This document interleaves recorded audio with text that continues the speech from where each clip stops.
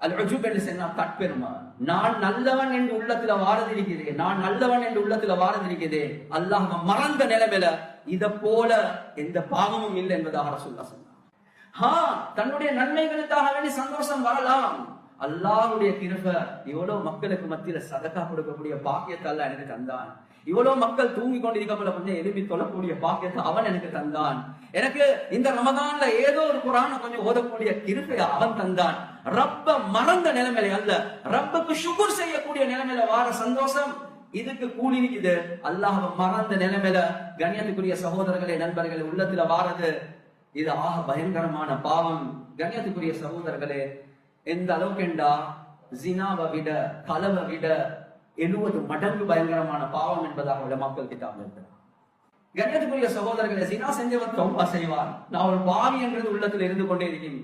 இந்த பாவி இருக்கிறானே, நான் நல்லவன் என்றுதான் உள்ளத்தில் இருக்குமே தவிர ஒரு நாளும் தௌபா செய்யக்கூட முன் வர மாட்டான்.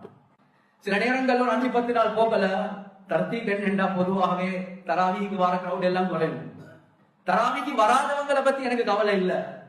எனக்குள்ள கவலை, சிலவங்க வருவாங்க, எங்க எங்க வந்தவங்க யாரும் காணோம், பாருங்க நாங்க வந்து கொண்டே தான் இருக்கிறோம்.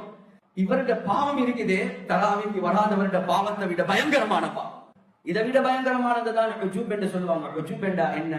தற்பெருமை. அதை விட பயங்கரமானதுதான் கிபர், கம்பேரிஷன். இவ்வளவு நேரம் நான் நல்லவன் இருந்துச்சு, அதுக்கப்புறம் என்ன தெரியுமா வரும்? நான் அவனை விட நல்லம், இவனை விட நல்லம், அந்த ஹாஜியாரை விட நல்லம், இந்த ஹாஜியாரை விட நல்லம், இந்த மௌலவியை விட நல்லம். கண்ணியத்துக்குரிய சகோதரர்களே, நண்பர்களே, கம்பேரிஷன் இதுதான் ஷைத்தானுக்கு வந்த முதலாவது நோய். நான் எவ்வளவு நல்லவன், நான் 50,000 வருடம் சுஜூத் செஞ்சிருக்கிறேன், நான் மலாய்க்காமார்களுக்கு பாடம் நடத்துறேன். எப்ப ஆதம் அலைஹிஸ்ஸலாத்து வஸ்ஸலாம் அல்லாஹ் படைச்சு சுஜூத் செய்யுங்க என்று சொன்னாங்களோ அந்த நேரத்துல அன கைருன் மின்ஹு, நான் ஆதமை விட நல்லவன் என்பதாக வந்துச்சு. கண்ணியத்துக்குரிய சகோதரர்களே, நண்பர்களே, எவ்வளவு நன்மை செய்வோமோ அதனுடைய பணிவு ரப்புக்கு முன்னால வரணும். யா அல்லாஹ், ஏண்ட திறமை இல்ல, உண்ட பிச்சை. யா அல்லாஹ், உண்ட பிச்சை. ஏன்? ரப்புல் ஆலமீன் தக்வா உள்ளவர்களை மட்டும்தான் கபூல் செய்வான். நீங்க அமல் செய்யறதை விட அந்த அமல் கபூல் ஆகிற விஷயத்துல அல்லாஹ் பயந்து போங்க.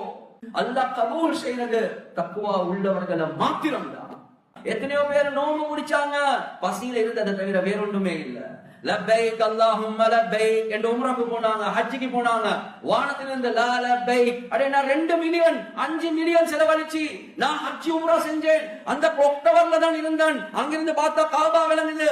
நீ எவ்வளவு கோடி செலவழிச்சாலும் அல்லாஹ் சொல்றான் லா லப்பைக், உன்ட அமலை நான் கபூல் செய்யல. ஏன்? உன்ட உள்ளத்துல தக்வா இல்ல, உன்ட உள்ளத்துல பெருமை இருக்குது. எனக்கு இது ஜினாவை விட பயங்கரமானது என்பதுதான் அல்லாஹ் குர்ஆன்ல, ரசூலுல்லாஹ் ஹதீஸ்ல சொன்னான். எனவே ஒரு மனிதன் நன்மைகள் மூலமாக நெருங்குறானா அந்த மனிதன் கிட்ட அல்லாஹ்வுடைய பயம் கூடிக்கொண்டே இருக்கணும். யா அல்லாஹ், நீ கபூல் செய்வாயா இல்லையா? நாங்க நினைக்கிறோம் நாங்க கபூல் ஆகிறோம் என்று, ஆனா நபிமார்கள் உட்பட சஹாபாக்கள் எல்லாமே கபூலியத்துடைய விஷயத்துல பயந்தாங்க.